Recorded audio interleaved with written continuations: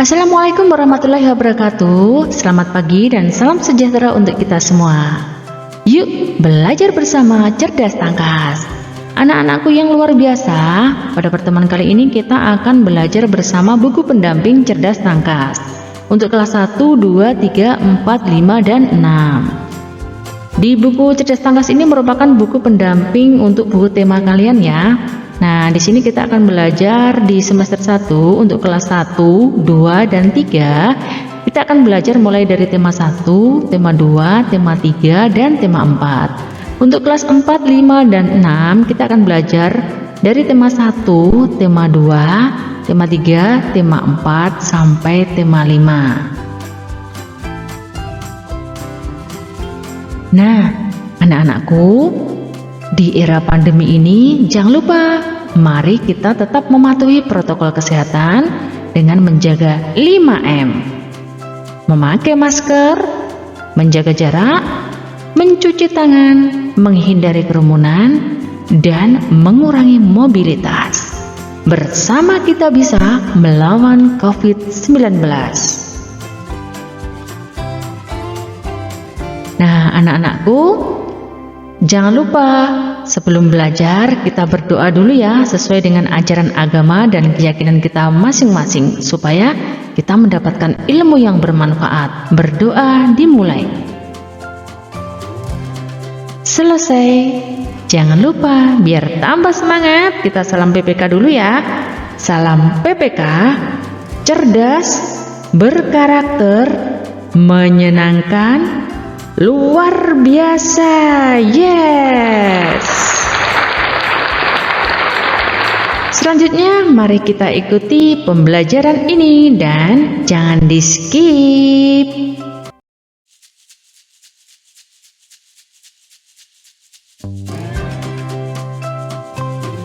Tempat yang luar biasa. Pada pertemuan kali ini kita membahas tema 1, indahnya kebersamaan, di subtema 1, keragaman budaya bangsaku, di pembelajaran yang ke-1.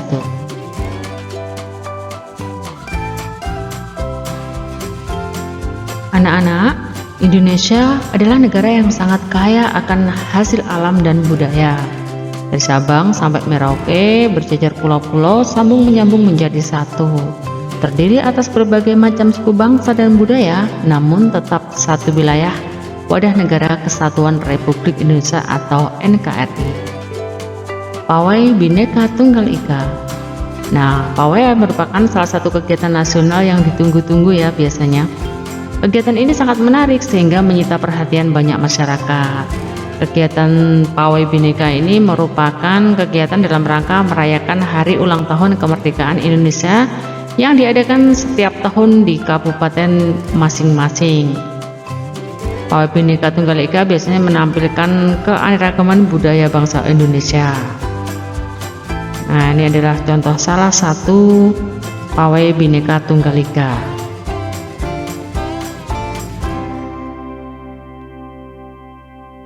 Pawai diawali oleh barisan pembawa bendera merah putih, menunjukkan nasionalisme. Mereka sangat gagah dan bersemangat mengibarkan sangsaka merah putih sambil berjalan.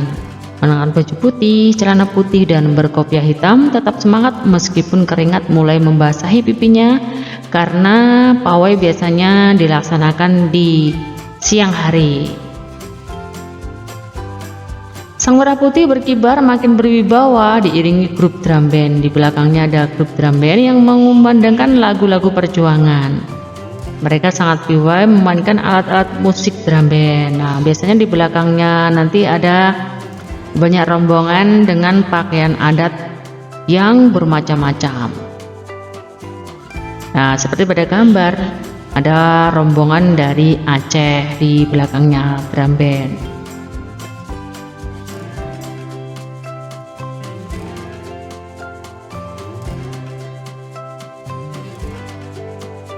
Selanjutnya ada rombongan dari Jawa Barat. Nah, memakai pakaian adat Jawa Barat menampilkan ragam seni Sunda.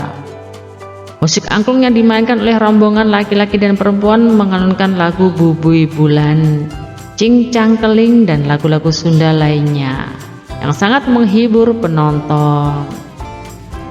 Rampak kendang yang terdiri atas beberapa kendang dimainkan secara serentak menambah semaraknya penampilan rombongan dari Jawa Barat. Rombongan tari topeng dan tari jaipong merupakan tari tradisional dan Sunda menutup rombongan dari Jawa Barat. Itulah anak-anak, Indonesia sangat kaya akan budaya daerah.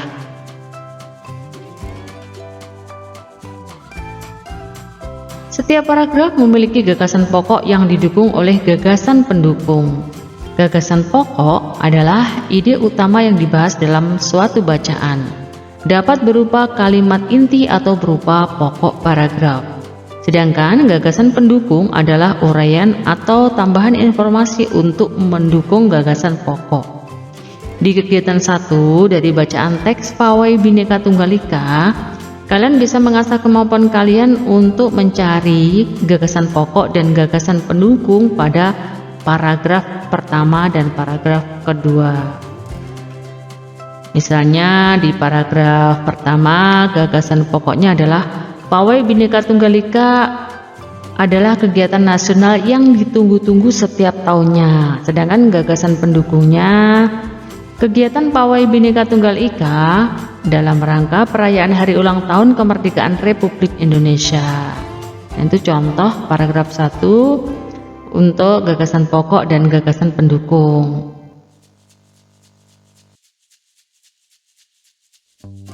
Bhinneka Tunggal Ika.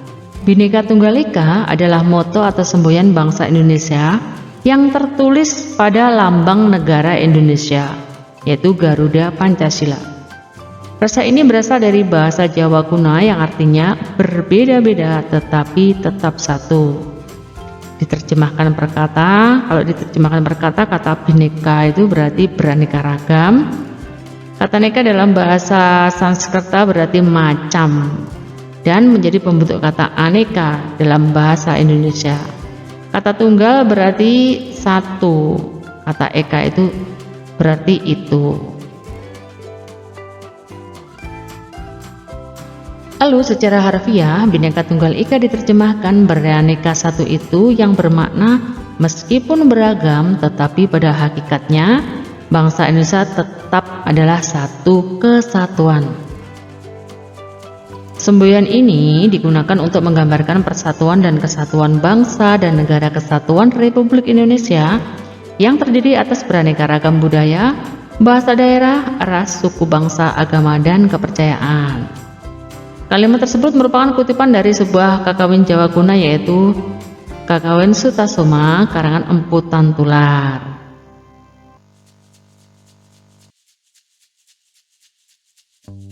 Selanjutnya mengenal budaya daerah ya. Di sini ada Jawa Barat, mulai dari rumah adat, pakaian, tarian, senjata tradisional, lagu daerah, dan lain-lain. Misalnya Jawa Barat, rumah adatnya Sunda, pakaian adatnya tradisional kebaya, tarian tradisionalnya merak, senjatanya kujang, lagu daerah bajing luncat, bubui bulan, cincang keling, es lilin, manuk dadali, nenggelis, nenon, panon, hidung, dan lain-lain. Kita menuju ke Banten, ada tarian tradisional tari topeng, rumah adatnya Kasepuhan, senjatanya kujang, lagu daerah dayung sampan, ada jereh buguru, ada tong sarakah, bahasa daerahnya Sunda, Banyumasan, Jawa.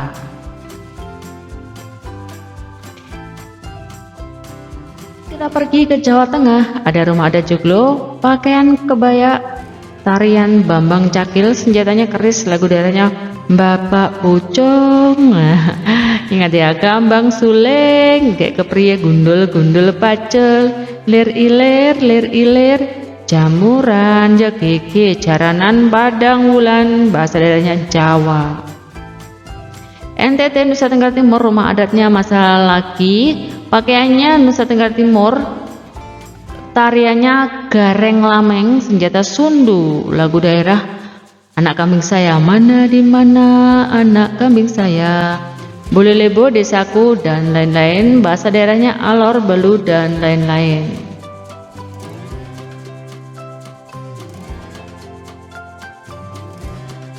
Kita menuju Jawa Timur, rumah adatnya Joglo. Pakaiannya pesaan, tariannya remong, senjatanya celurit, lagu daerahnya cublak-cublak, suweng-suweng, tinggal leder. Nah, seperti itu. Gaya bintang atau Madura, kembang melati, keraban sapi, rek, ayo rek, melaku-melaku. Nah, tanduk majang, bahasa daerahnya Jawa dan Madura. Kita pergi ke Bali, di sana ada rumah adat Gapura Candi Bentar. Pakaiannya Bali, tariannya legong, senjata keris, lagu daerah Dewa Ayu, Janger, dan lain-lain. Di sini bisa kalian baca sendiri ya. Bagaimana membacanya supaya bisa mengetahui semuanya, bisa mempost videonya, bahasa daerahnya Bali dan Sasak.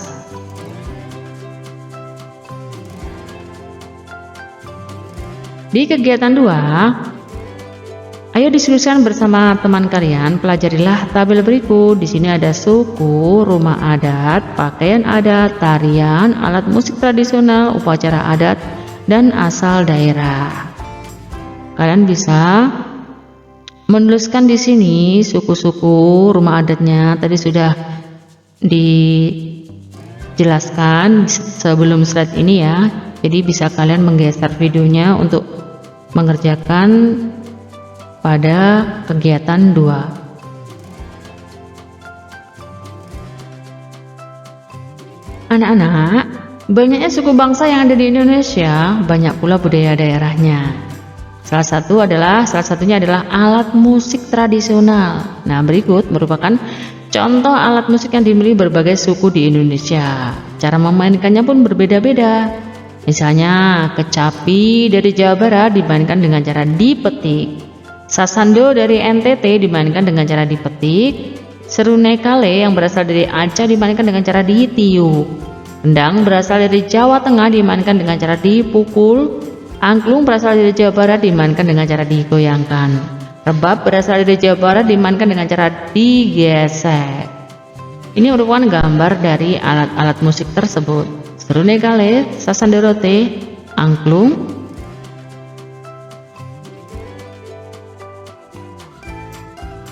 rebab, gamelan, kendang, kecapi. Lalu kita akan belajar tentang bunyi.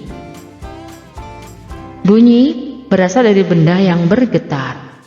Getaran dari suatu benda akan mengakibatkan udara di sekitarnya bergetar.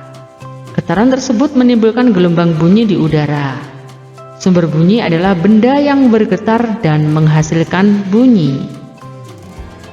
Beda ya nak antara bunyi dan sumber bunyi.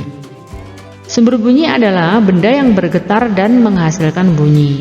Bunyi dapat merambat melalui apa saja? Nah, melalui benda padat, benda cair, dan benda gas. Bunyi tidak dapat merambat melalui ruang hampa.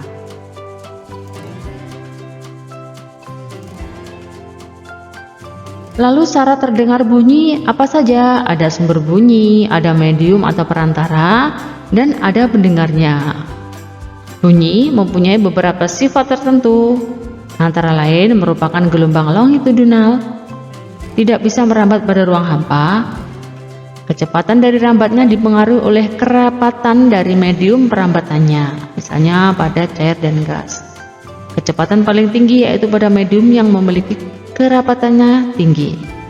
Dapat mengalami resonansi serta pemantulan. Memerlukan medium dalam perambatannya atau tidak bisa merambat dalam ruang hampa. Lalu resonansi itu apa?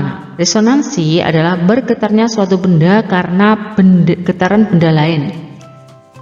Bergetarnya suatu benda karena getaran benda lain. Sebagian besar alat musik dilengkapi resonator. Resonator merupakan ruang udara yang berfungsi untuk memperkuat bunyi. Sedangkan amplitudo adalah simpangan terbesar dari kedudukan setimbang. Amplitudo mempengaruhi keras lemahnya bunyi.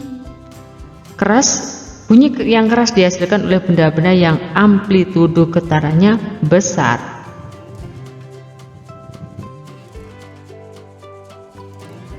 Pada kegiatan 3, kalian bisa mengasah kemampuan kalian untuk menuliskan 5 alat musik tradisional yang kalian ketahui. Contohnya di sini seruni kale dari mana? Dari Aceh. Cara memainkannya atau cara terjadinya bunyi yaitu alat tersebut dimainkan dengan cara ditiup sehingga menimbulkan getaran pada saluang dan getaran menghasilkan bunyi.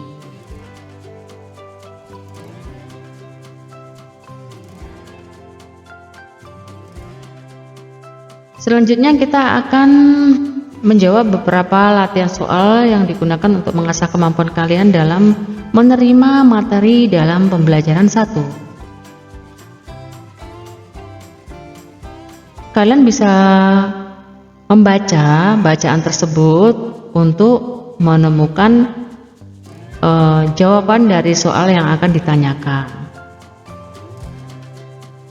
Gagasan pokok teks bacaan di atas adalah misalnya penyebab lunturnya kebudayaan bangsa Indonesia. Setelah dibaca, maka jawabannya penyebab lunturnya kebudayaan bangsa Indonesia.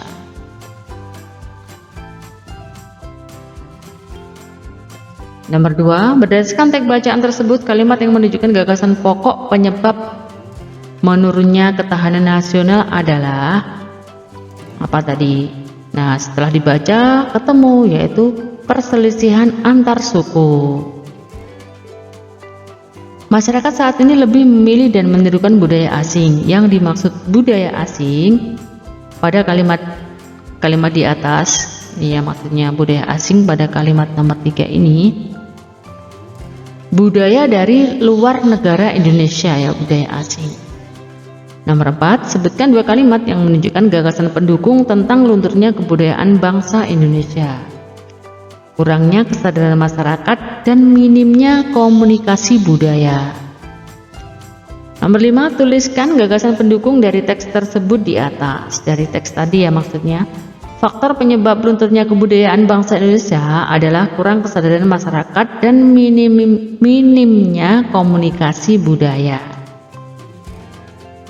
Muatan pelajaran IPS. Nomor 6, sebuah tarian dari Bali yang melambangkan penyambutan atas turunnya dewata ke dunia adalah tari Abarong, B tari Pedet, C tari Kecak, D tari Legong. Jawabannya adalah tari Kecak.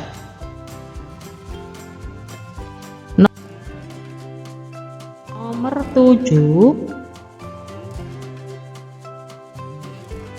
upacara pembakaran mayat atau upacara pembakaran mayat, abu dari pembakaran mayat tersebut dilarung di sungai atau lautan yang dilakukan oleh masyarakat Bali disebut dengan ngaben. Nomor 8, meskipun sama-sama menjunjung adat Jawa Tengah, tetapi terdapat perbedaan antara pakaian adat Yogyakarta dan Solo. Pakaian adat pria di Yogyakarta menggunakan serjan, sedangkan di Solo menggunakan beskap. Nomor 9, bagaimana sikap kita terhadap keragaman budaya daerah? Iya betul, saling menghargai dan menghormati budaya daerah lain. Jelaskan penyebab rumah adat pada setiap daerah itu tidak sama. Nah, penyebabnya adalah karena disesuaikan dengan kondisi geografis dan kebudayaan setempat ya. Muatan pelajaran IPA nomor 11. Alat musik yang bisa berbunyi dengan cara digoyangkan adalah A kecapi, B gitar, C angklung, D gong. Kalau gitar digoyangkan mah tidak bunyi ya. Angklung. Nomor 12, semakin dekat dengan sumber bunyi maka bunyi akan terdengar semakin keras. 13, bagian gendang yang bergetar ketika dipukul dan menghasilkan bunyi adalah bagian permukaan ya, bagian permukaan yang terbuat dari kulit. Sebutkan syarat-syarat bunyi yang dapat kita dengar. Ini mestinya tandanya seru. Syaratnya apa? Nah, syarat bunyi yang dapat didengar oleh manusia adalah adanya sumber bunyi, adanya zat perantara atau medium, dan adanya seorang pendengar. 15. Bagaimana seruling bisa menghasilkan bunyi? Seruling ditiup dengan lemah lembut pada lubang mulut dengan menutup lebih sedikit tenaga. Demikian tadi pembelajaran 1 yang bisa Ibu sampaikan. Mohon maaf jika ada kesalahan dan kekurangan. Sampai jumpa pada pembelajaran 2. Ibu akhiri. Wassalamualaikum warahmatullahi wabarakatuh.